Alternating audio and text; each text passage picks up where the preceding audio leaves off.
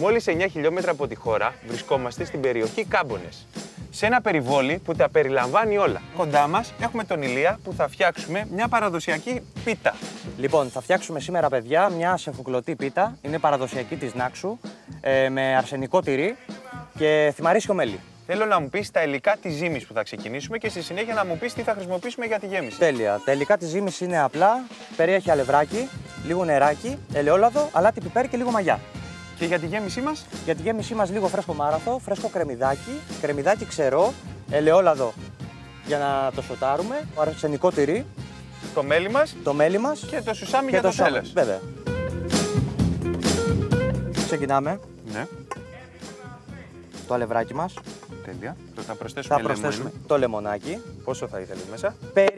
Περίπου στο μισό. Και προσθέτουμε τη μαγιά. Τη μαγιά όχι στο κέντρο, στο πλάι. Δεν θέλουμε να έρθει σε επαφή με το λεμόνι, γιατί θα χάσουμε το φούσκωμα στο τέλος. Κατάλαβα. Αδρανοποιεί δηλαδή τη μαγιά. Λίγο ελαιόλαδο. Ναι. Εξαιρετικό παρθένο ελαιόλαδο. Πάντα τοπικό ναξιώτικο. Το νερό μας. Νεράκι. Περίπου στα 300 γραμμάρια. Αν μπορείς κυκλικά, έτσι. Πολύ ωραία το κάνεις. Δημήτρη, τώρα το ζυμάρι μας είναι έτοιμο, έτσι, και το αφήνουμε να ξεκουραστεί για μισή ώρα με 40 λεπτά. Φέρε μια πετσετούλα, το σκεπάζουμε και το αφήνουμε στην άκρη. Τέλεια. Πάμε να μου δείξεις λίγο τη γέμιση.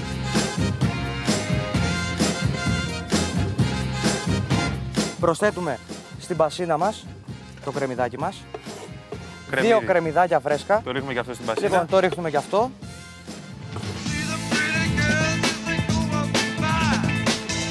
Πάμε να σοτάρουμε τη γέμισή μας. Ωραία. Τα κρεμμυδάκια μας. Τώρα μπορείς να προσθέσεις το σέσκουλο. Μπράβο. Περίπου 1 κιλό. Περίπου 1 κιλό. Θα αφήνουμε και αυτό 3-4 λεπτάκια. 3-4 λεπτάκια φυσικά.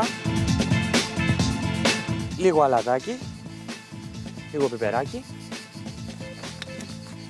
Και στη συνέχεια έπειτα θα προσθέσουμε το ριζάκι μας. Θα βάλουμε το ριζάκι μας. Ό,τι ριζάκι θέλουμε. Περίπου μία κούπα στα 250 γραμμάρια εκεί.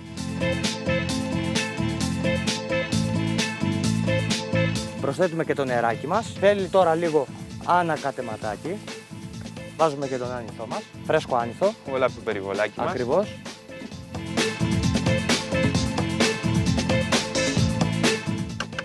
Η γέμισή μας είναι έτοιμη, έτσι. Και τώρα προσθέτουμε το αρσενικό μας. Δεν τσιγκουνευόμαστε, άλλωστε πηγαίνει πάρα πολύ και παίρνει μια κρεμώδη υφή. Και πάμε στον πάγκο μας να φτιάξουμε τα πιτάκια μας. Τέλεια.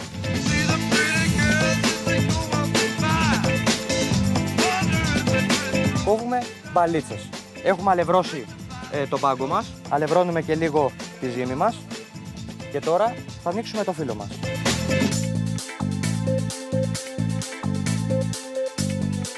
Και περίπου στη μία κουταλίτσα. Έτσι, ο καθένας το βλέπει με το μάτι, δοσολογία κλπ. Πόσο θέλει. Και τώρα τι κάνουμε? Αυτό το πραγματάκι το απλώνουμε έτσι. Απλώνουμε λίγο τη ζύμη μας, ομοιόμορφα, να μην είναι στο κέντρο πάρα πολύ και στις άκρες πολύ λιγότερο, γιατί θα έχουμε πρόβλημα στο τηγάνισμα.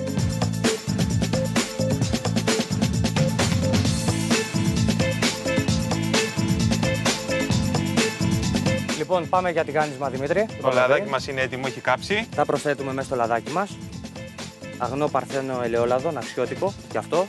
Σε 1,5 λεπτάκι τα γυρίζουμε.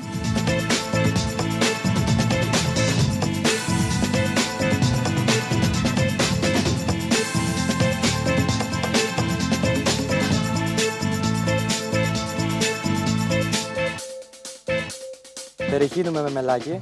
Μπόλικο, δεν το λυπόμαστε.